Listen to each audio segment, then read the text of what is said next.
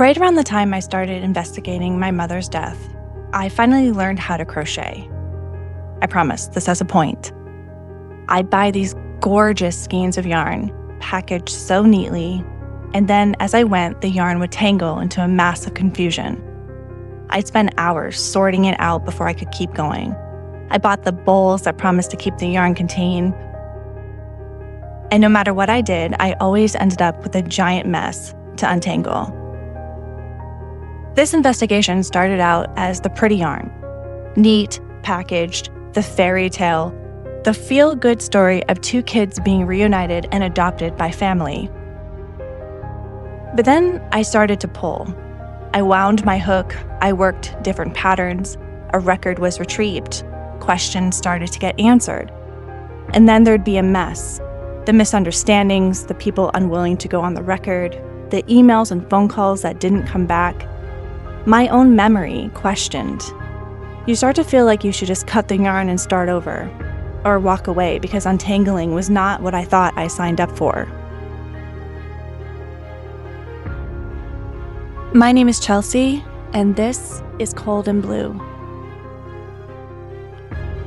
Not prepared for the emotional toll it would take to sit with Muggsy and Chuck and the foster homes. The anxiety, the stomach pain, the lack of sleep, the reaching for dopamine in any form. I'd find myself unable to breathe randomly in the middle of the day. I took the last week off because I felt paralyzed by my fear of not doing this right. Mostly because the people I'm talking about are alive, and I keep running into that very human question. Does anyone even care about this? I have a pile of circumstantial evidence. I have no hard evidence, and I thought that if I showed you the child abuse findings, that would prove this man is capable of harming someone else.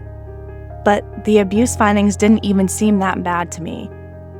That's probably my conditioning, and I haven't read you the findings in the adoption paperwork yet, where I was evaluated by a child psychologist. I've grappled with this my whole life. Was it bad enough to deserve attention, or am I just making this into a big deal? Am I playing the victim? And that's why I wanted Jonah's report, what he told the police that day. But first I had to prove that he's dead, and that I'm his next of kin. And I just received his death certificate yesterday, so now I have submitted it and I'm waiting for Jonah's interview. I also had to come to terms with something. All of this was some kind of personal mission to prove to my half-siblings that I wasn't a psychotic little sister making up stories about their biological father. Because in their minds, he was a guy who walked out on them and their mother for a new wife and new children. When I entered the chat, their picture of their dad went from a womanizer to a child abuser to possibly being involved in something much more nefarious. After listening to My Mother's Murder, hosted by Lauren Malloy, it's available on Audible, and I highly suggest listening to it because it's amazing. I thought, well, maybe I can do something with what I know. I actually reached out to Lauren. I sent her a message with some of my questions because she had walked this same road, and I needed to talk to someone who understood what it's like to investigate your own mother's death and not be able to look away. I'm still waiting to see if she will respond. The death certificate was strange on its own. But then finding out about the connection to the deputy coroner made my blood run ice cold, because that is not a small fact. Then I found out how soon Chuck got remarried, the proof that he vanished less than a month after my mom was buried, then the marriage license, the marriage certificate, all in 1986. Having that did help me prove this is suspicious. It was one thing to say it was another to hold the paperwork that said what I'd always believed. I think a lot of you know that I've been an avid true crime watcher my entire life. My first trial was the O.J. Simpson one. My grandma and I would watch it together when she would come visit in the summer. I was 10, and I felt real things for Nicole's children, that enormous loss, and then the gut-wrenching anger when he got away with it. Because That's where we are at the end of the day. He got away with it. If Chuck had just left Jonah and me behind, maybe more would have been done. Maybe my grandfather would have pushed to have her exhumed, but to do that, he'd have to prove the situation was shady. Probable cause. And at the time, all my grandfather knew was that his daughter was healthy, not on the verge of dying from Crohn's episode. All my grandfather knew that his daughter was in the prime of her life. She was healthy. She had been out of the hospital for a while. She was not in an active flare-up with Crohn's. And that the morning she died was strange. 20/20 hindsight means very little when you're fighting to keep your head above water. My grandfather lost his daughter, and then exactly a week later, his wife died. The grief was all-consuming. I don't blame him for 1 second for how he tried to get through it. And then, of course, Jonah and I vanished like a couple weeks later, and he had no idea what to do. He didn't know if we were safe. He didn't even know if we were alive. His life became finding us, not finding out what happened to his daughter. The yarn is one big mass of knots at this point. Trying to separate the facts from the stories. My mom died of Crohn's. My mom died of an overdose. My mom killed herself. My mom was suffocated. The three people who know exactly how my mother died are Chuck, my mom, and Jonah. And truthfully, I keep beating myself up for never sitting Jonah down and just asking him what happened. Why didn't I do that? Why did I scream at him every time he tried to tell me? Why did I call him a liar? Why did his pain and outbursts aggravate me so much? But I have 18 years on him now. 18 years of experience he never got. And the truth is, none of this mattered to me until I decided I needed proof. Proof that literally no one asked me for. And I was not expecting to feel this way. And if I'm being honest, I believed that eventually I'd find the thing. The one piece that tied it all together. Like my jinx moment, right? I had this fantasy of handing my binder, the documents, the notes, the photos to a DA and having him look at me and say, "I believe you. Let's start an investigation." The truth is, even 40 years ago, it would have taken an autopsy to prove she didn't die of a gastric hemorrhage. It would have taken someone to say out loud that a husband refusing the autopsy when the attending doctor asked for one was more than just a little odd. It would have taken someone to actually investigate him, to note the new girlfriend, the plan to remarry 4 months after his wife's death, that they'd have to talk to Chuck's other 2 children and the wife he abandoned. Maybe Dee would have mentioned the drive Chuck took him on and telling him that Kathy was sick out of nowhere. Maybe Dale could have said that he heard my mom died of an overdose. Somewhere in all of that, maybe they'd interview Muggsy, asked her when they really started dating, asked if she knew he was seeing at least 2 other women at the time, and asked her why she was allegedly telling strangers that Kathy killed herself. Perhaps get a child psychologist and ask Jonah what he saw that morning.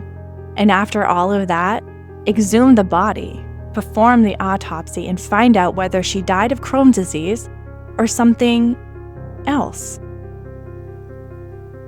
The autopsy for a 35-year-old should have been done, no question. And it wasn't. Chuck talked his way out of it. Chuck has been compared to Rodney Alcala, the dating game killer. He was a smooth talker. He was likable. He was outgoing and he was charismatic. My mom's cousin told me that the first time she met him, he hit on her blatantly, implied that he could stop by her house sometime. And she's like, "Yeah, my husband will be there." He was doing this while my mother was in the next room. She noticed little things too, like when he fed Jonah, he kept shoving food into his mouth, not giving him the time to swallow or to breathe. Those are little things I think that mothers catch, just that make you a little uncomfortable. Like the story I was told about my mom taking Jonah to Disney when she was hugely pregnant with me. It was told to me to show how spontaneous and flighty and irresponsible she was. But now, as a mother and a wife, I think she did it to prove something, that she could. That if he was going to cheat, and he was, with many women, she was going to do exactly what she wanted. I feel that defiance in my bones. And let's not forget, I was born a month early. There was no reason given to the fact that I was born a month early. But looking back, maybe it was stress. Maybe the cost of her defiance sent her into labor early. I don't know that. But looking at it through adult eyes, it does make a little bit more sense. All I have here are crumbs. And at the end of the day, I'm looking at myself, reading these scripts that I write, and what am I actually trying to accomplish here? And I think I owe you the honest answer to that. And I owe it to myself. For months, the answer was justice. I was going to prove it. I was going to build a case and then hand it over, and somebody with a badge or a law degree was going to make it official. My mother was going to get the one thing she never got. Somebody asking the questions out loud. What happened to Kathy? But I've had to sit with the realization these past few weeks while I was focusing on my mental health because it started to go downhill very quickly. There may be no one left to ask. The people who could answer are dead, or unwilling, or protected by 40 years of nobody making them. The body that could have told the truth was buried without the autopsy that should have happened. The window for hard evidence didn't just close, it closed in 1986, while a child psychologist was busy evaluating me and nobody thought to ask the kids what we'd seen. I'm not going to get the moment in the DA's office. I have to say that out loud because I built this whole thing around a fantasy where someone finally believes me. And the hardest truth is, even if every word I said is right, I may never, ever be able to prove it. Not to a court, maybe not even to my half-siblings. Maybe not in a way that would satisfy the part of me that still is 10 years old watching a man get away with murder on television. So if I can't have proof, what is left? I've been talking to my therapist about this, about what an actual accomplishment would even look like at the end of all this, when I've already accepted I won't get the courtroom moment, and we landed on something. It's small, but it's something. The death certificate. Right now it lists a cause that somebody decided on fast with no autopsy to back it up. What if I could get it changed? Not to murder or homicide, I can't prove that, and I'm not going to pretend I can, but to unknown, to undetermined, to the honest thing, which is that nobody actually knows how my 35-year-old mother died because the people who could have found out chose not to look. So I've looked into it, and it turns out I can't just walk in and ask them to change it. I mean, obviously. In Pennsylvania, the cause of death on a certificate is locked.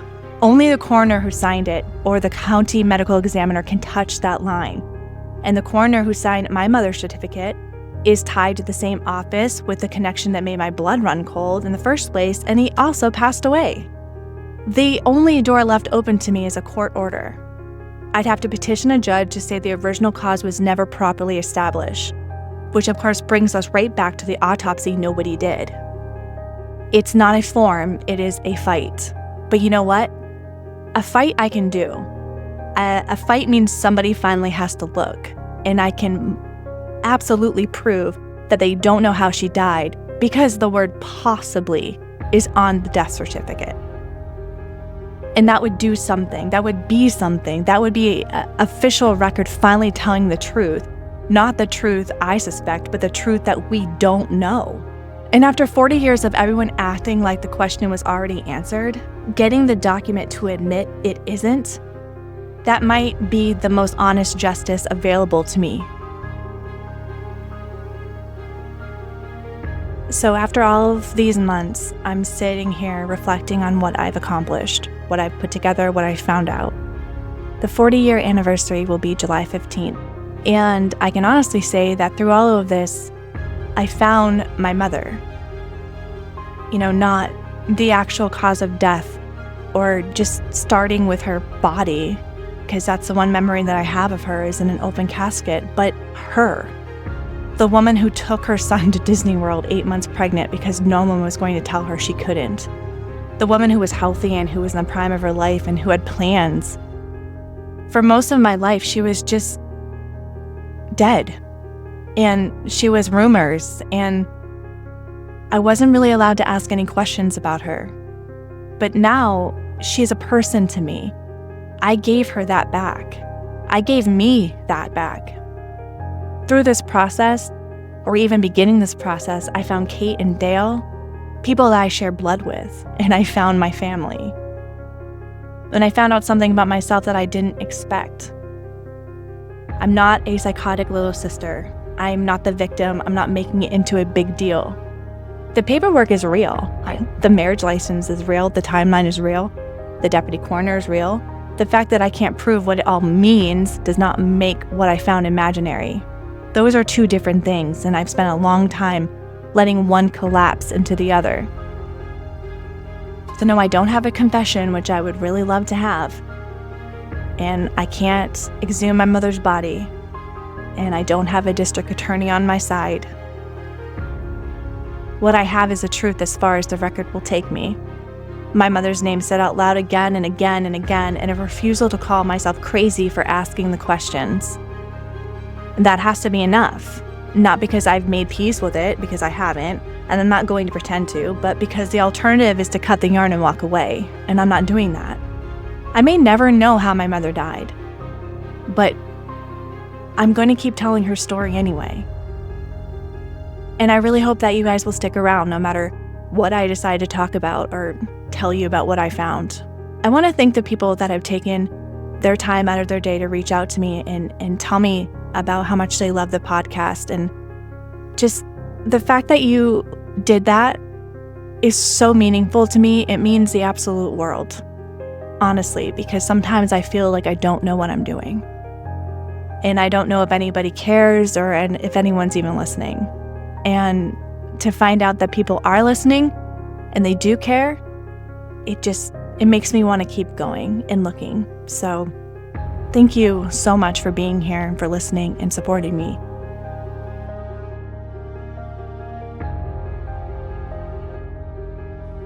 Cold and Blue is written and produced by me, Chelsea. Executive produced by Lisa Sidney. A special thank you to everyone who has reached out, listened, shared, or supported me these past few weeks. It really has meant more than I can say. And as always, thank you to Kate and Dale for letting me be just a little bit psychotic and accepting me anyway. I'll see you guys next time.